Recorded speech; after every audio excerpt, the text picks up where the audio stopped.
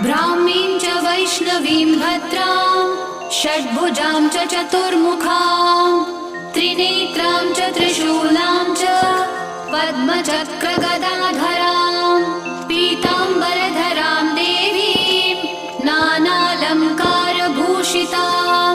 तेजःपुञ्जधरां श्रेष्ठां ध्यायेत् बालकुमारिकाम् ओङ्कारलक्ष्मीरूपेण विष्णोर्हृदयमव्ययम् विष्णुमानन्दमध्यस्थम् ह्रीङ्कारबीजरूपिणी ॐ क्लीं अमृतानन्दभद्रे सत्य आनन्ददायिनी ॐ श्रीं दैत्यभक्षरदां शक्तिमालिनि शत्रुमर्दिनी तेजःप्रकाशिनी देवी वरदा शुभकारिणी ब्राह्मी